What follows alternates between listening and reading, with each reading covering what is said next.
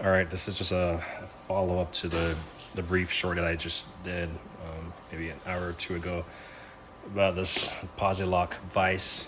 So I saw your questions, Ray, and actually, being that I'm using my cell phone, I wrote them down. So I was actually here tinkering with it. It's kind of stupid hot. It's like 95 degrees, but no wind. Maybe a slight breeze. I can see the treetops moving, but beside the point. It's pretty muggy in the garage. You can hear the air conditioning running in the back, but I'm in the garage, so I don't get to enjoy that.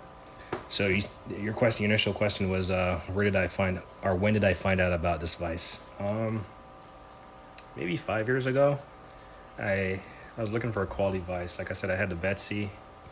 I don't think I had came across the DeWalt here yet, but I was looking for a quality Vise, and just a search of the internet, and I think it popped in my head like the idea of a hydraulic Vise, and that's when I came across Posi Lock. In fact, I might have came across them because I also have a couple of their pullers. Right, they make really great 2-3 job puller sets, very specialized, so pretty cool stuff. So I would say that's when I came across it, or when, yeah, about 5 years ago.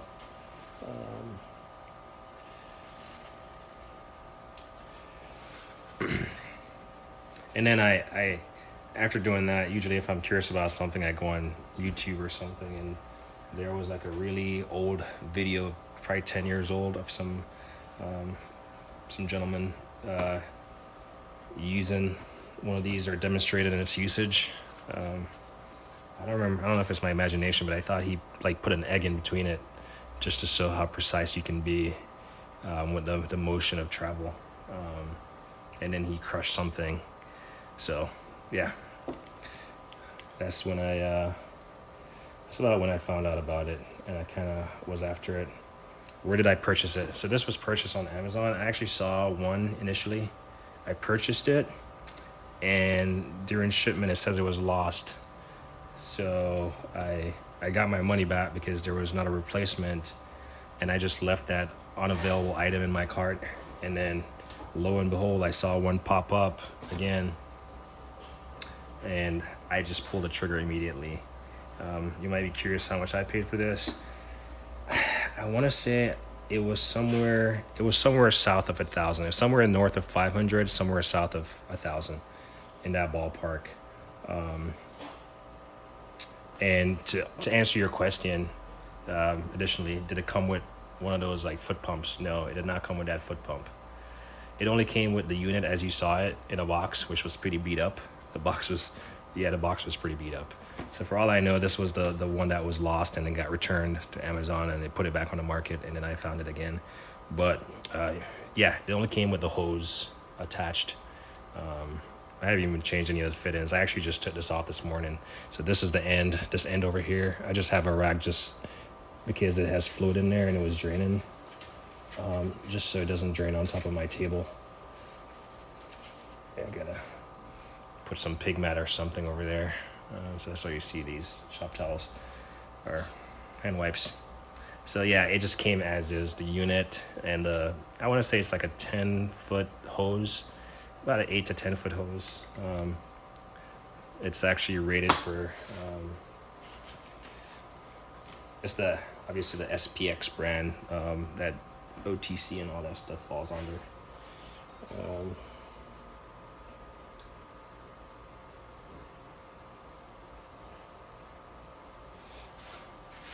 So it's actually, yeah, Power Team. I'm not sure you can see it. It's actually Power Team. Let's see. I'm not certain that is picking it up. It's kind of has a dark shadow in here. Yeah, Power Team, Rockford, Illinois, USA. 1/4-inch inner diameter, 10,000 psi max, working pressure, MHI spec, and then it says replace damaged or worn. Standard. Engineered in the USA. The hose is actually made in Mexico.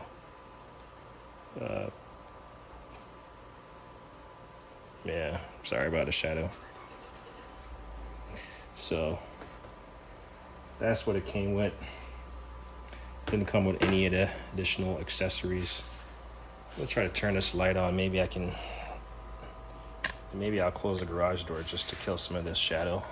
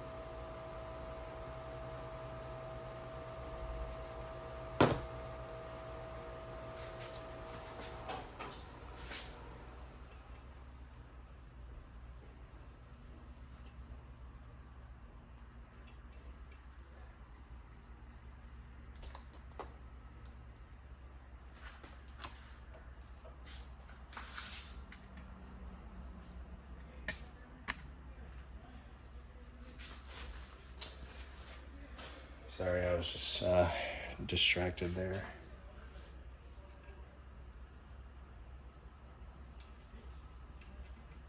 So yeah, it came as is. It didn't come with the pump, or I believe that's it.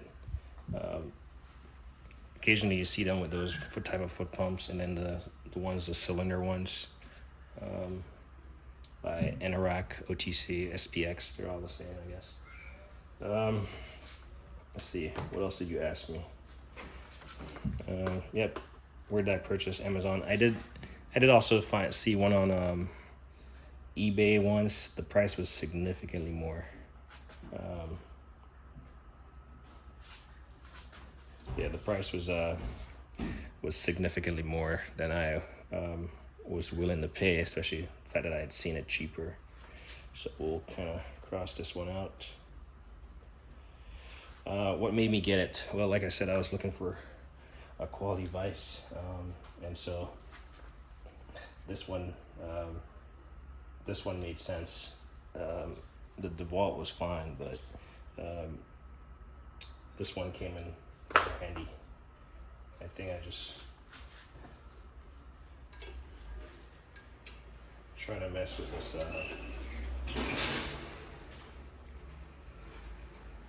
this this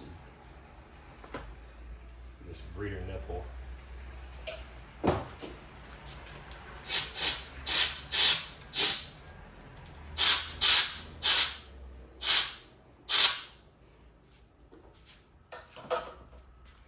trying to mess with this leader thing here.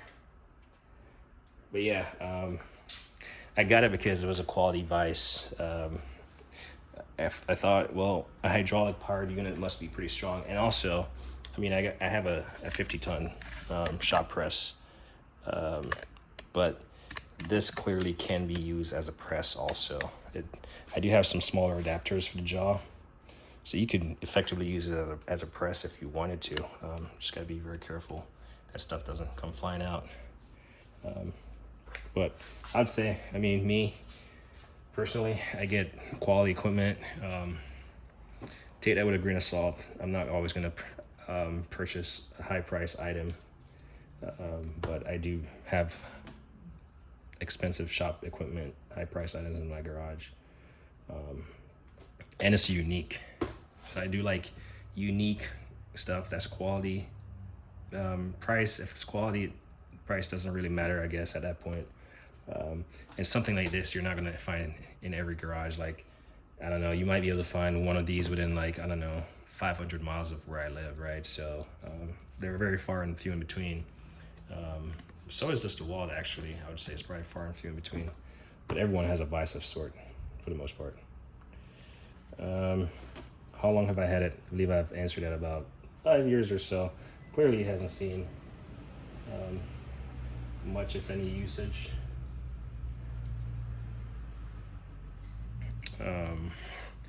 But it's there.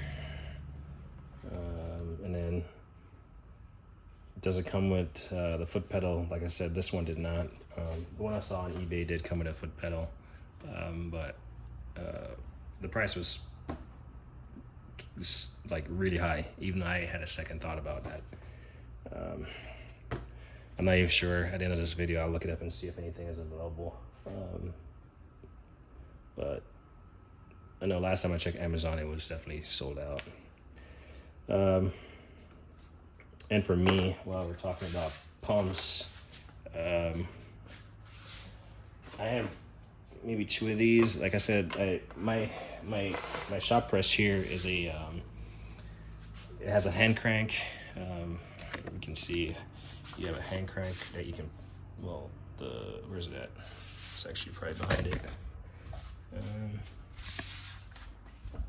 Yeah, I got my hand crank right here. Put my hand crank in here, crank it down, or I can use this this foot pedal. I had modified it to accept. You see, I had tapped into one of the hydraulic lines, came out with a quick connect fit in the back, kind of just notched out the plastic. First time I tried it, it started spilling, but it does work. So on that same note, so I had acquired this for that purpose, and this is a OTC series, Stinger series, 2510 alpha air hydraulic operated foot pump, 10,000 psi. So within specs of that, and yeah, you just hook up your air to it and get on the foot pedal, and she's gonna work. So that's the one I have. I do have one more because I also have a ball joint, hydraulic ball joint popper.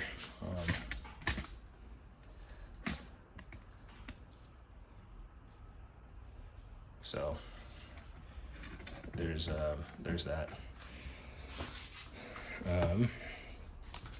Let's see. But yeah, I guess any pump that you have would probably work if it was in specs. Where is it made? So I actually saw this earlier. Take it with a grain of salt. Everything has stickers on here. There we go. It says made in Taiwan on this 10-year warranty. Really great sticker. As you can see, it says K-Tool International 8-inch steel vise, KTI 64108 Taiwan. So safe to say it's made in Taiwan.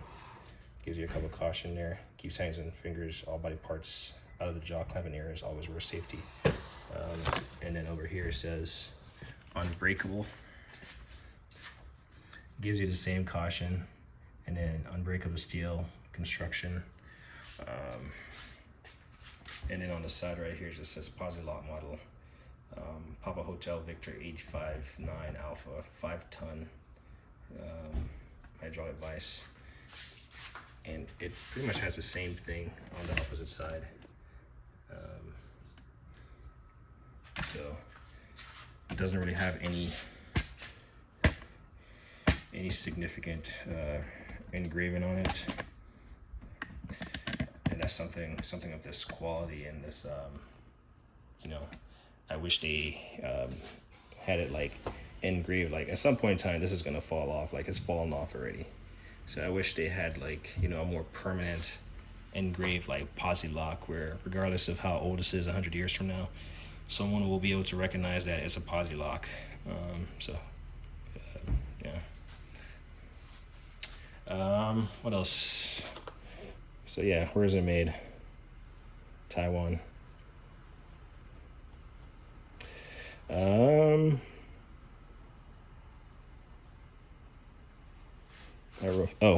I was like, what did I write here? Future plans for it.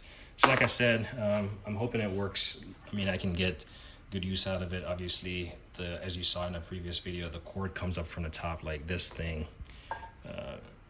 This thing literally just fits up in the bottom straight up.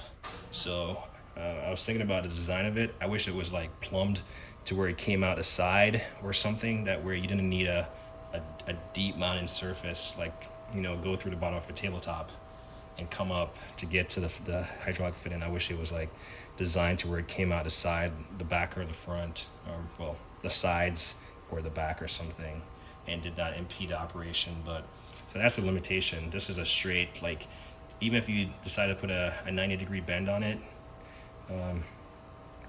I mean, I guess you could eventually figure out a solution if you didn't have the option to go straight down and you only had like a yay high of a depth to work with. You could put a 90 on it and then, you know, somehow work.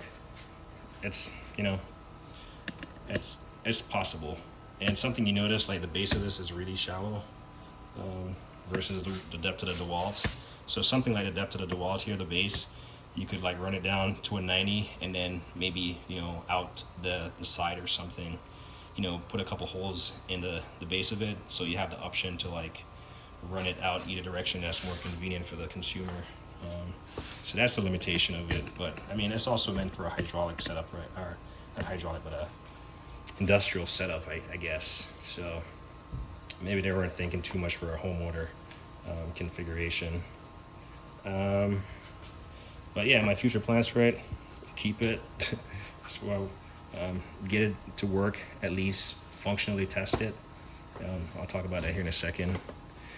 And yeah, whenever I get a table that I can mount it to and run the thing through the bottom, yeah, it's going to be fully operational and in use, and I'll have, you know, two really nice Vise. Sorry. And yeah, that addresses your last point. It takes up a lot of room. So with that design of the hose, it does take up a lot of room. So yeah, that answers all your questions. Easier than me typing it out, 17 minutes long. So you've already seen where it's made. You got this, I want to call it a mantle or something, but I'm not sure.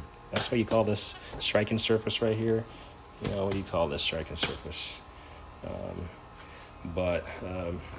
Let's take a quick look at it. Like I said, it comes with this hose. It didn't come with a pump, I'm pretty sure. So if you look on my pump, I've switched them all out to this this hydraulic fit-in. My hydraulic press has it. My ball joint popper thing has it. It's a quick lock, quick release. So there's no drainage of fluid. It just like, yeah, it just quickly seals. And then it comes with, so I'm changing out all my hydraulic stuff to fit that. So I can use the same hose and the same pumps for everything. I really like hydraulics. Hydraulics is one of those things that is so powerful, but also so dangerous, right? So I have a great sense of appreciation for hydraulic power and also a good sense of respect for it. I mean, look at airplanes. Large airplanes don't fly without hydraulics. At least they don't fly very well without hydraulics. Or, you know, large ships, or, you know, ship rudders and large pieces of equipment, you know, excavators, anything. I really like hydraulics. Hydraulics is one of my favorite things, mechanically, industrially. So I'm actually, what I was doing out here was working on this Vise, in the sense that, well, it came partially, I want to say damaged, but it that might have been a way better view. But it has a little bleeder nipple right here, and you can't really tell, but it's slightly crooked. It's actually loose right now, but it's a 11 millimeter. Yeah, come on, there we go. It's 11 millimeter. So you can unscrew this, and all it is just a bleeder. You can see it. It's just a bleeder. So I don't want to lose it, so I'm just going to thread it back in. Next, you have this buttress. I call it buttress because I didn't know. I call it buttress based on this. My problem with this, I think it was like the thread, one of the threads was like slightly boogered, and that's why I have this rotary thread file, which I did a little video on it recently, but it just has these Like this one, I believe, is the one that would work for me. Tapered profile, carbide edges, and then you use like a little mantle in your Dremel or whatever to get that going. You got these smaller ones. So I was gonna attempt to fix it up, but I want to think about it just to make sure I don't mess this stuff up. Yeah, I assume it's a buttress. I didn't know what it was called, but it looks really close to this. So here's, looking at this picture also helps explain the situation. So we're gonna put this bleeder nipple back in there just so I don't lose it. I think that's, and then when you thread it in, it's like, it was just designed kind of crooked, like this high side and this low side. I'm not sure if you can see it, but I thought it was like maybe like bent, but I think it was just the manufacturing process was crooked, made it crooked. So we'll just kind of snug it down a little bit so we don't lose it. So this actually comes out, and it was pretty loose for a while. I just wailed on it with this Nipix protected jaw because it has its threads on it, right? So I wailed on it and was trying to crank it in. I was like using this initially, and now, well, now I can't get it to budge. So I think it's one of those threads. So I'm trying to figure out a way to get this like threaded buttress, I want to call it buttress now, connector. There you go. That's the design of it. I want to figure out something. My little strap wrench, I haven't tried it yet, but I doubt it's going to fit on there and hold this to be able to turn it on. And I definitely need to fix the thread because it catches the first one, and then the subsequent ones, it just keeps hanging up, and it's not cross threaded, but the thread I saw, there's a little piece on it that's like boogered a little bit, so that's why I have this thing out. But if someone knows how to spin one of these in without damaging the threads, like back them in or back them out without damaging the thread, that will be helpful. All of this is a hollow shaft that I'll explain shortly. But here's what I wish they had done. I wish they had put one of these ends on it. Like you saw that right there, it looks the same. I wish they had put one of these hex ends on it. That way, you know, you could get a fastener on there. That way you could put a ratchet on there. Not a ratchet, but a large wrench or adjustable wrench, and you can open it. But I'd say that's a design oversight. You know, maybe they have a specific manufacturing tool to get that done, but I don't for sure. And then this vise, so it has two of these lock-in pins right here, and they're pretty small compared to my DeWalt. They're pretty, yeah. So it does swivel. Let's see how much it actually swivels, because my DeWalt here only swivels 180 degrees. So since we're doing a video, we might as well just do a video on the features. I won't be able to function test it because, for one, I don't have all the proper fit-ins to go from my pump to the actual unit, and I want to make sure this back end is in before I put 10,000 psi of pressure and it flies out. So what was I saying here? What was I talking about? Oh yeah, I just want to see if the base kind of swivels. So come on.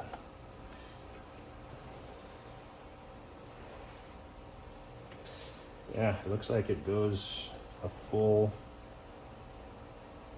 Actually, it'd be easier to just do it like this, huh? Stand it up. And let's see. Stand it up and see if this thing turns. Yeah.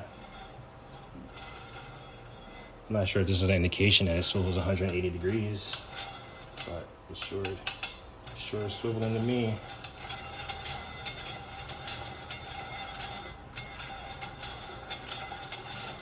So as you can see, while we're under it, zoom. It has a port fit in there for hydraulic fluid to get ported into. 3 hold down connectors, about a 1/2 inch screw size, I guess. Got this little thing right here, not sure what that is. It's maybe a stopper for this. Actually, you know what? This might not be, this might actually rotate. So let's put it down. This might be a stopper for the actual vise. Let's put it down and see if we can rotate it. So we'll call that the starting position. Let's see, get this thing canted down and zoom back out. We'll call that the starting position, and we'll see here. Hold this down. I'm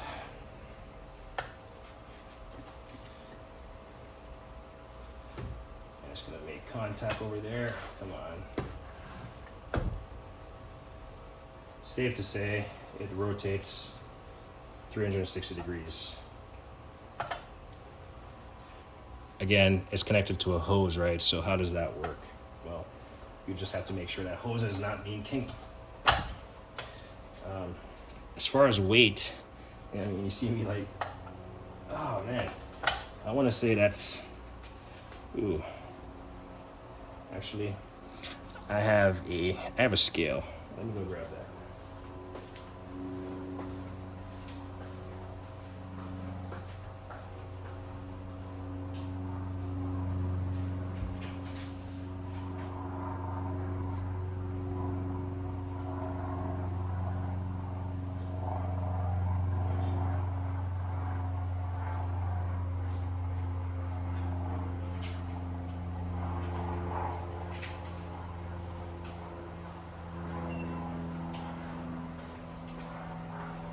All right, so I am back. This was available, so I just grabbed it. We're gonna try to hook it somewhere. This might get dangerous if it falls.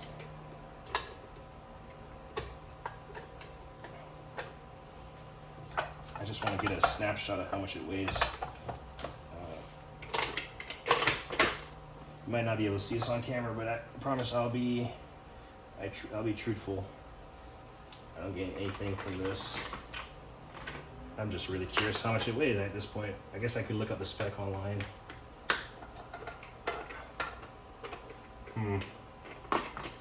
This is becoming to the point of not being worth it. It get really dangerous real fast. I'm gonna say it weighs somewhere between 50 and 100 pounds. That was becoming kind of iffy. It doesn't really have a great spot to hook into. I mean, I guess I could hook into these little eyelets here if I had something, maybe a zip tie or two. Let's try that.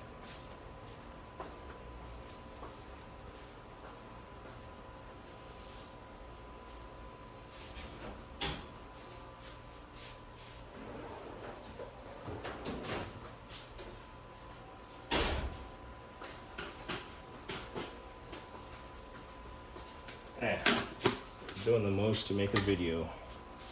Got some zip tie. Should be able to hold. The zip ties are pretty strong. And for the hell of it, for the redundant factor, I got these Home Depot special zip ties. So for the love of safety and the love of my toes, since I'm wearing flip flops, I'm gonna do this as safely as possible. All right, so I think that will hold it. I'm gonna hold it over the table. Let's see if I can get this kind of canted up. I might shake a little bit as I'm trying to do this, so I'm not sure if this will get on camera. And it's gonna swing. So, all right, let's try to get this real quick.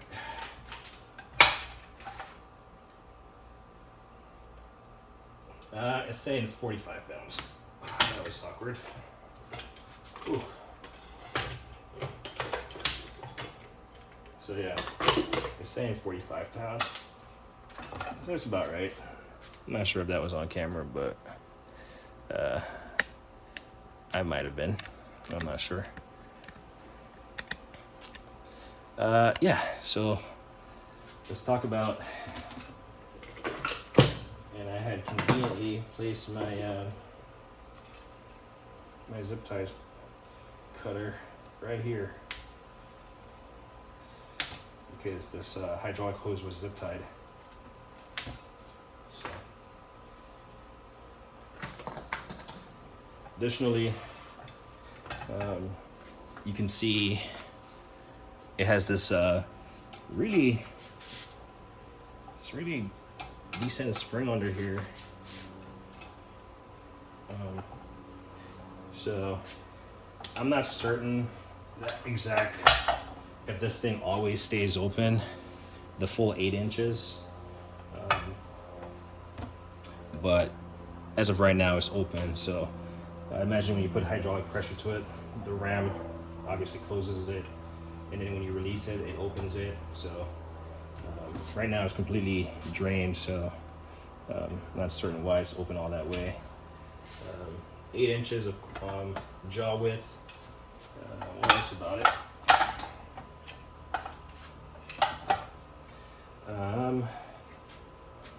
Yeah, you can see that thing there.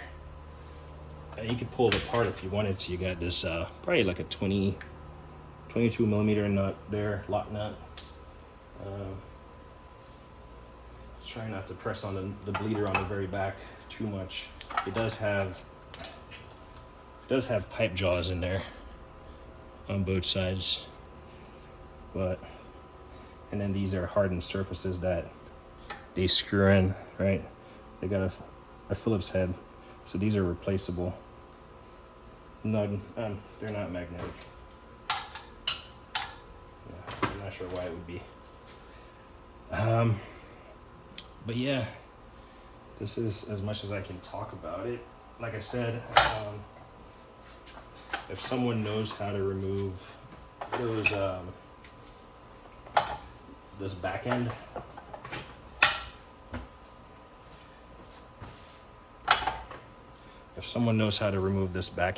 be greatly appreciated. Or a tool that allows you to tighten and or loosen these type of fittings, that would be greatly appreciated. I'm pretty sure, me operating it explains why this little nipple was slightly bent. It was from probably falling on it or something. It deformed it, but not to the point where it doesn't thread in or something. So it's not really protected. Like, you can always look at something and say, oh, in design, I'd have like I'd have a hex like sleeve that comes over that, just, acts as a fastener, it's a fastener undo this, and it also provides a protective surface for this, just in case something hits the backside. It doesn't match that in. But yeah, overall, seems quality. Functionality is a different story. I gotta get it working. I gotta get this figured out, and I have my eyes on a really nice metal table that I could see myself drilling into if I needed to. So more stuff to figure out, to purchase. Paint job is not all that great. It doesn't. I get scuff, and this was just from sitting in my storage. I guess maybe it came that way also. I'm not sure, but there you have it. Hopefully that answers your questions. Gave you a good look at it. Yeah, if you have additional questions, let me know. It's gonna sit here so I can brainstorm this fit-in and come up with a good idea. Plus, it makes it look like I'm working. The wife sees it. She's like, "Oh, he's doing something," and she leaves me alone, and she doesn't ask about what I spend money on. So I'll kind of clean it up. Take these gloves off. I am done with being outside for the rest of the day. This morning it was like 9:30, and I did that little video about removing the top of my my shed. there to remove those fasteners. I didn't want to throw them out because I want to reuse them, and some of those sealing washers to prevent water from getting under the tin roof, you know, stuck to the surface as the screw came out. So, you know, I had to get all those, and man, it was so hot. So luckily I had installed a plywood top and then laid the 2x4s that I screwed the tin sheets into. So the shed is not bare, and it's not without a roof. It's without its final roof. But it's hot. So yeah, this is the Posi lock hydraulic vise. Probably one of the best vise. There's a YouTube channel. There's a guy who makes stuff, I guess, Fireball Tools or something, and I think he was making like a humongous vise. Not hydraulics, because the clamping force on these is as strong as the operator and the design of this unit, right? So you can get huge amount of clamping force. Yeah, you're not gonna get the same as 50-ton hydraulic press, 100,000 pounds, right? But at 5 tons versus, you know, 5 tons versus 50 tons, it's a big difference. 45 tons. But for smaller jobs, I think this would come in really handy. Obviously, it doesn't have a safety cage or anything. So again, I like hydraulics, but I also respect hydraulics and the capability, the power behind it. So not gonna belabor this point. It's hot, but hopefully Ray, like I said, I dove into my shed, went into the back, took up some stuff, and got to this. I knew where it was at the whole time, so it wasn't like a small piece. Like yesterday, I was trying to search for some jigsaw bits, and I didn't want to go out to buy it because I know I have 2 sets, so that was a chore. But yeah, this is the video. Like I said, I'll come back. If someone knows, seriously, let me know how to remove this. It's literally just threaded in there. It's probably like 2 or 3 threads in there. So I just need to be able to hold on to this end and get it out. And then same thing, spin it in to where most of it is like in there. And I'm confident. Like I said, this is just a hollow tube. I didn't show it, but there's like